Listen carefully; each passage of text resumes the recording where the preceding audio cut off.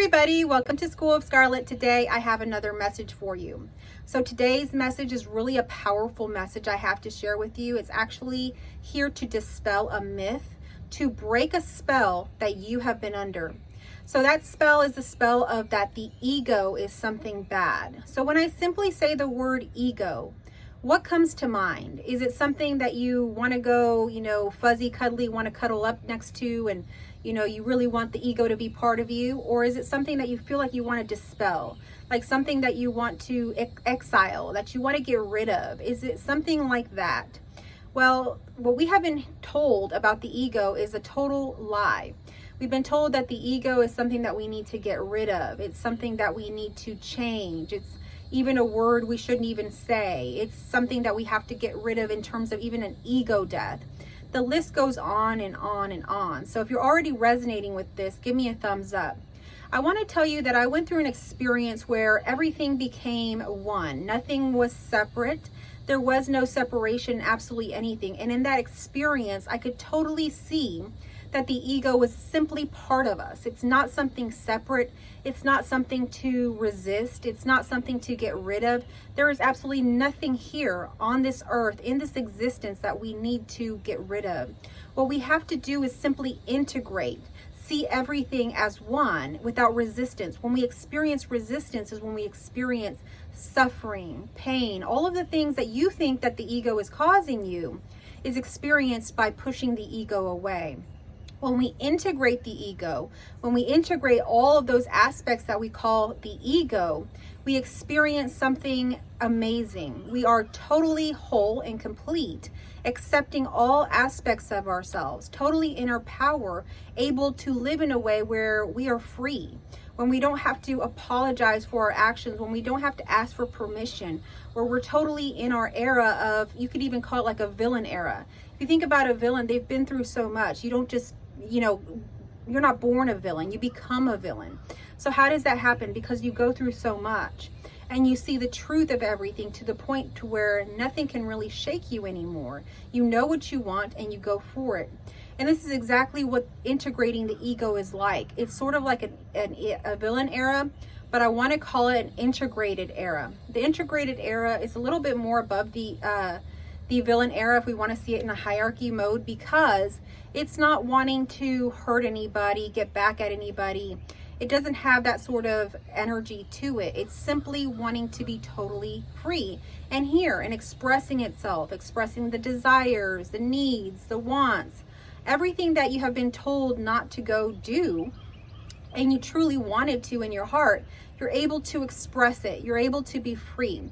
So we grew up in this kind of era, and many of you, especially if you're in your 20s, 30s, 40s especially, and older, we've grown up in this era where we've been told to be the good girl, the good boy, to follow the rules, to stay in line, to do everything that everybody else does, to follow this blueprint.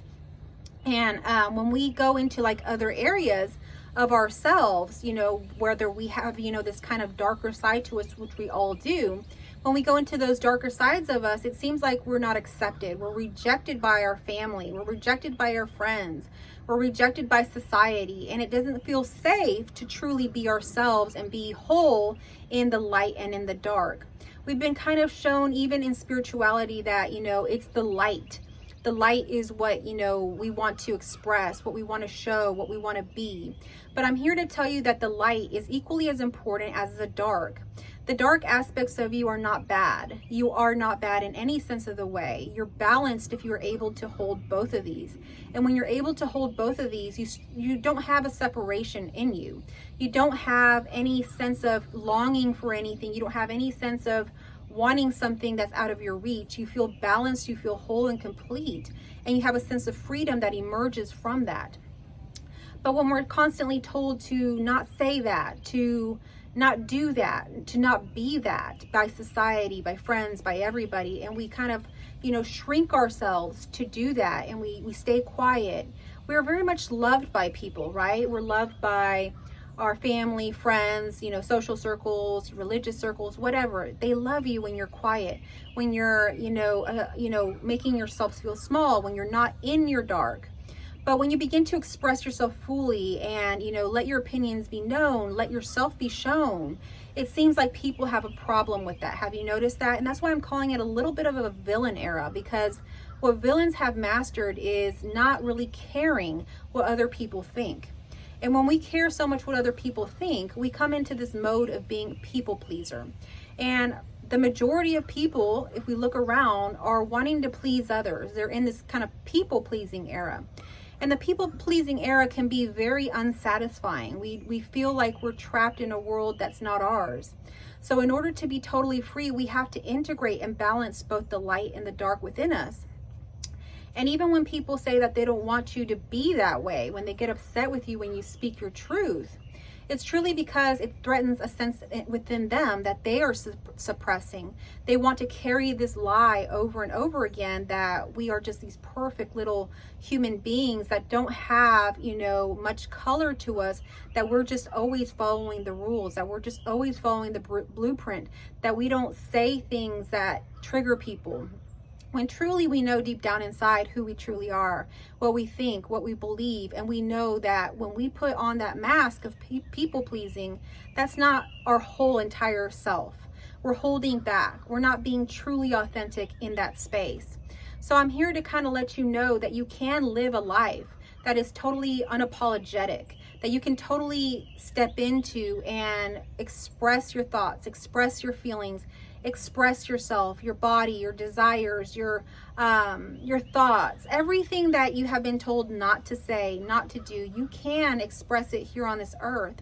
And we think that the ego is all of that, the dark. It's been demonized, and that's a spell that we've been under. We can see it time and time again if we just watch some spiritual videos, if we read some books, if we even look at psychology. It seems like the ego is demonized, but the ego essentially grew out of a state of survival, needing to help you to survive. So the ego is sort of like a dog that's been traumatized in a way, is what I'm seeing. So imagine a dog that's been traumatized because maybe I'm just picturing something that the dog is scared of men. I recently came across a dog that was this way. It's scared of men. And so the dog had a bad experience at one point, and ever since then is scared of men. And so every time a man comes around its owner, around it barks, it screams, it makes all this noise, it maybe even bites. And so that's how our ego is. We have experienced things in our life like maybe we were bullied, maybe we were shamed in a way. And so every time someone tries to bully us or shame us, we begin to bark, we begin to make ourselves bigger, we begin to either people please or create a mask of something that we're not so that we can fit in. So it's just the wrong kind of reaction. But all we have to do with the ego is the ego truly is your whole heart. It's love. The ego is here to really help you to flourish, to be who you are. And so when we tap into our ego and we sort of retrain it, we see it for what it is, and we allow it to really guide us and show us who it is and what it is, and allow ourselves to integrate the dark. It begins to show us that it's safe to just totally be. And so the ego does have desires. It does have, that sort of dark side to it every so often. And so when that happens, that ego is just truly part of the whole. Just like the yin and the yang has the white and the dark, how the sun shines in the day and the moon is at night.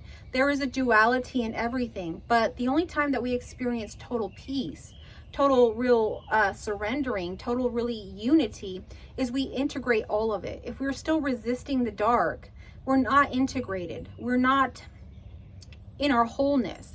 We're not experiencing our whole heart. So we must integrate all aspects of ourselves, all aspects of ourselves. And so this is what this talk is really about. It's really to show you that you don't have to push the ego away. You don't have to fall into the spell of how am I going to get rid of my ego. Even retraining the ego, like I was mentioning, is not something that you have to work at. All that you have to do is allow it to be.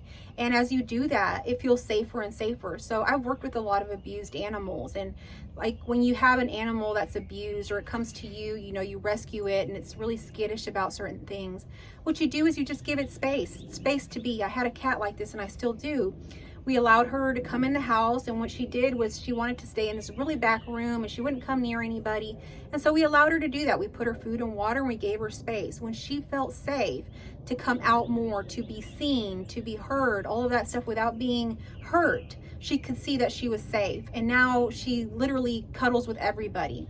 So that's what we have to do with ourselves and that dark side of ourselves and that ego side of ourselves. Not banish it, not say that it's bad, not try to get rid of it, not try to do all of these different methods to get rid of it. But we have to just let it be. Let it just be. And as you let it be, it becomes part of you because it's always been part of you. And it will feel safe at some point to be part of you, to be expressed around others without having to put on a mask, without having to people please. You can literally say, think, do the things that you want in your heart without having to put up this whole people pleasing aspect. And eventually what happens is that it becomes totally integrated in you. And it was never anything bad. It was never anything to push away. It can be here safely, and you can be seen. You can be heard. And you've always been meant to be seen and heard in your fullness. But society, even your family, even your friends, even those people you work with, they only really want to see one side of you. Have you noticed that the people that are most hated are not the people that you think of? You think it's the criminals. You think it's the people that hurt children. You think it's the people that, do all of these things that, are so-called bad. But really the most hated people, if you really look at it, are the people that tell the truth, are the people that are authentic, but specifically people that are telling the truth. People do not like that because they like to live in the comfort of their lives, believing that they have chosen to people please, to do all of these things, and this is the right way to be. But the truth is, we're not. We're meant to be ourselves. We're meant to bring truth forward, to live in reality, to live authentically in truth. And so the most hated people are actually those that tell the truth. The next most hated people that you will ever find are people that are happy. Notice people that are online, for example. We have YouTube now, and I follow this, I've been following her for, 10 years. It's this woman. Her name is Homestead Tessie, I believe. And all she does is just show her life and things like that, like nothing very controversial. But she is so hated because she shows up in a way that she's happy in her life. And she shows that, and people are triggered by people that are happy and living authentically and living freely. And so they are the most hated people. And you really got to watch out, because a lot of the times the people that hate you the most are supposedly the people that should be supporting you the most. Your family, your friends, the people that are actually watching you the most often. Those people are the ones that have this sort of hate. They're behind the scenes.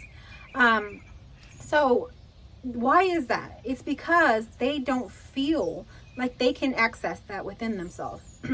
They don't feel like they can be themselves. And so the only thing that they can do is really hate on that. But the reason that people that tell the truth and are happy or hated is because they're totally authentic, they're totally free.